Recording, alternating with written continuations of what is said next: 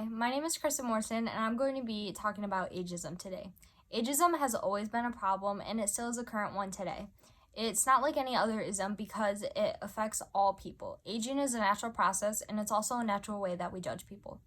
Ageism has been around, as I said, for a long time, but one major event was the creation of Social Security. So when they created this, you had to be eligible, or to be eligible, you had to be 62 years old.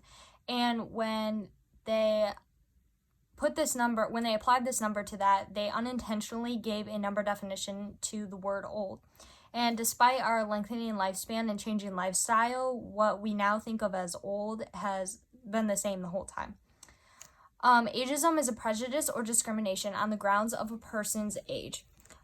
This can stem from the thought that people of the same age are all the same. So like thinking all old people are the same or all young people are the same. Ageism can be applied both ways to where all ages are affected. However, also everyone contributes to it. Ageism is also a different kind of ism because it doesn't stem from a fear of an other, but in reality, we're targeting your future selves because everyone's going to grow old eventually. It's also not confined to any social or ethnic group restrictions. We have a society that is obsessed with the young. So this is the main factor that contributes to ageism. Society created this ideal image of a young person, so naturally this creates embarrassment when we grow old. Some people blame themselves for not aging successfully as if there is a right way to age. And this is where society can benefit because people will buy into anti-aging products and then society profits from that, from the shame and fear. Ageism can form over time as well as with aging, some fear grows because you're getting older, but also because the influence of society increases and is building up over time. Just some facts. Today, there is around 600 million people that are age 60 plus, and this number is increasing. By the year 2050, every 1 in 5 people will be the age 60 or older. Media is a really big factor in creating the idea that growing old is bad. Many commercials portray an image of an old, helpless person, which creates fear.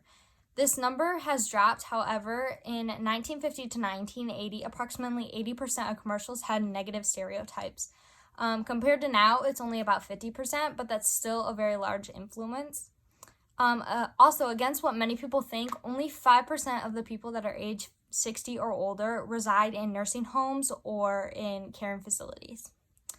Also, many people fear the loss of brain function. I'm also guilty of this, but despite what we think, only 90% of people can think perfectly until the end of their life. The stigma for getting bad memory is blown way out of proportion. Like, for example, if you lose your keys when you're, say, age 20, do you blame it on bad memory? No, you just find your keys and go on with your day. But if you lose your keys when you're 60 years old, you blame it on your memory and say that it's failing. So then you are upset about it.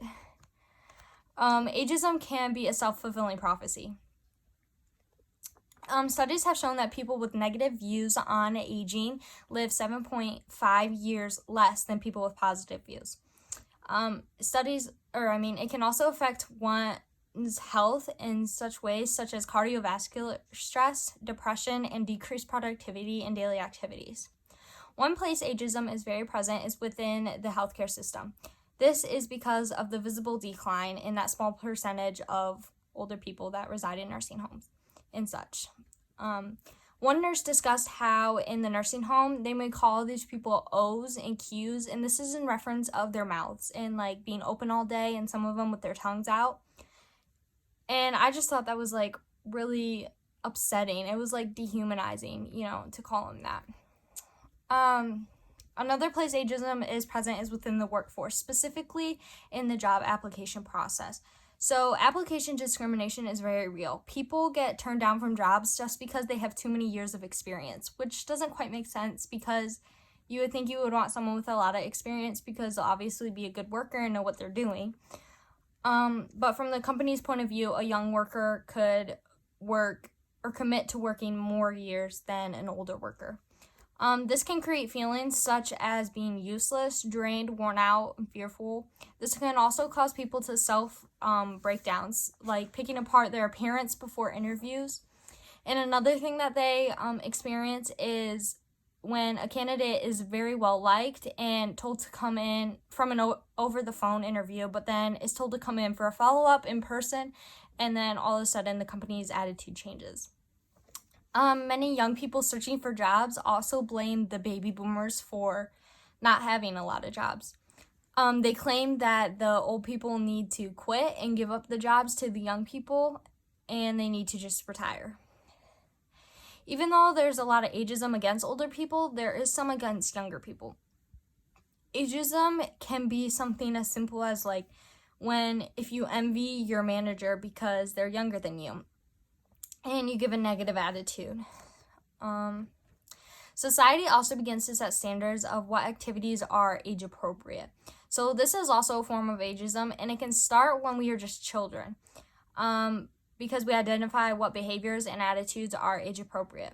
For example, have you ever looked at a child throwing a tantrum, say in a store, and then you thought wow, their behavior is really inappropriate for their age? Well, that's ageism. Ageism is considered an acceptable prejudice. No one thinks twice about judging people based on their age. And however, people say that the movement to end ageism is just beginning. Despite all the fear that we have created with the idea of aging, there is actually science showing that older people get less fear of dying and become happier. This is called the U of happiness. It shows that you are happiest at your youngest and oldest ages.